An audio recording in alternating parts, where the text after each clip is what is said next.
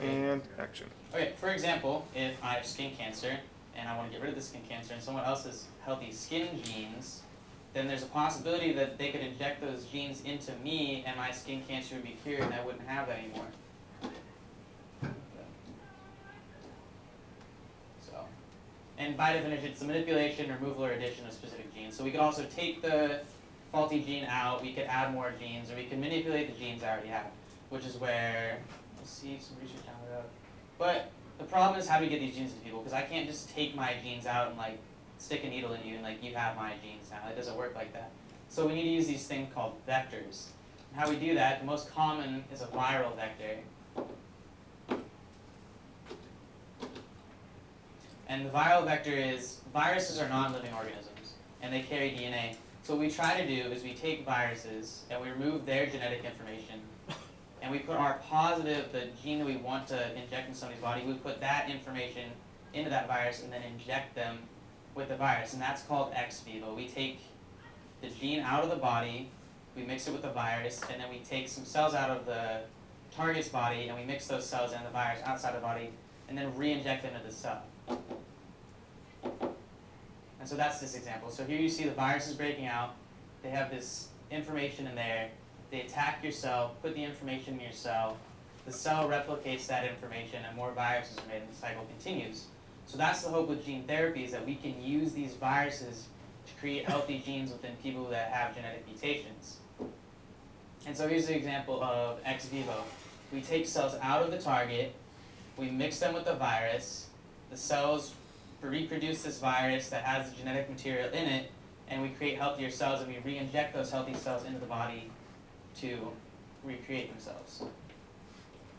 And so current examples of what we do how we do this, there's this thing called ADA, and it was the very first condition to be treated with gene therapy.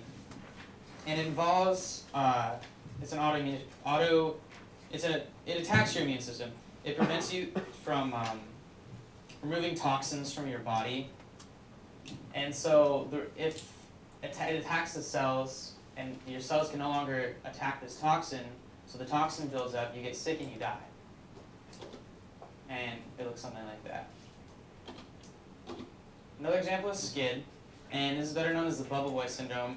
And he had a genetic disorder where he literally couldn't process any disease, and he was kept in a bubble his whole life. And I know we watched a video in my class. I don't know if Mr. Brigado will show you that. But he couldn't be exposed to any air because his immune system couldn't fight anything off. So they've been working with this. They've been working with that to see, can we change this? Can we put new genetic information into these children? And the answer is yes, because they have treated SCID successfully, and it's worked. It's helped. The T cells, which is what it reduces, the genetic disorder allows, or gene therapy is allowing these patients to recreate these T cells so they can fight diseases. But what's more interesting to me than both these is that we're now using gene therapy to combat HIV. And there's one extreme case that took place in Berlin, and there's this man who had leukemia and AIDS. And leukemia is usually treated by a bone marrow transplant, which is incredibly painful. And you basically swap out your blood for somebody else's blood. But this doctor was working with this patient known as the Berlin patient, and they found out that certain people in Europe can't get AIDS for a reason, because if that's a cell, and those are like receptors on the cell, AIDS, it's pretend it's like that little toy you had when you were a kid where you push the blocks through. AIDS looks like a pentagon or a star or something like this. And if that cell doesn't have that receptor, then AIDS can't get into the body. So these Europeans don't have the receptor for AIDS, so these Europeans are immune to AIDS because their cells cannot receive them.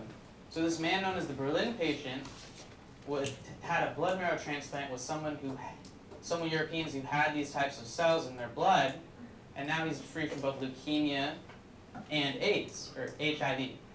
And so there's that measure, but the problem is that's not practical because bone marrow transplants are very painful. But other scientists are looking into it because what they're actually doing is blocking that type of protein where it lets the AIDS in is called CCR5, the receptor.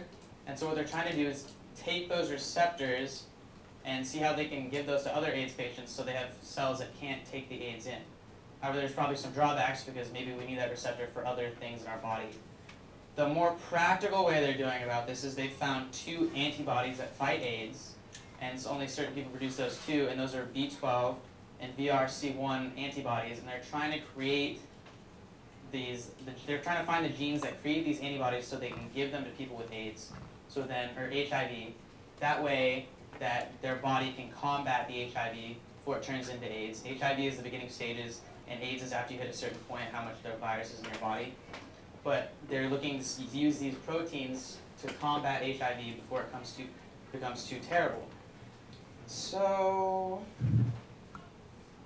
the example where they did the B12 and the VRCO1, they gave him those antibodies, they took him off his antiviral medication, and 3 months later, the count of AIDS had spiked, and so it was reaching a maximum, or the HIV had maximum, and it turned it into AIDS. But they saw a huge drop afterwards as the body finally responded with antibodies. So the man is essentially, his body is able to combat AIDS. So we've technically found a cure to do this, and the only problem is applying it to everyone who has this problem. But there's also other setbacks, like adding these genes can also damage your body, because maybe we didn't get rid of all the harmful bacteria and the viruses. You may be infected with these viruses. It may worsen your immune system. Your immune system may attack the cells that you just put in, or the genes with the mutation that you just added may cause more cancer because your body's not used to it and can cause another mutation. So there are some setbacks.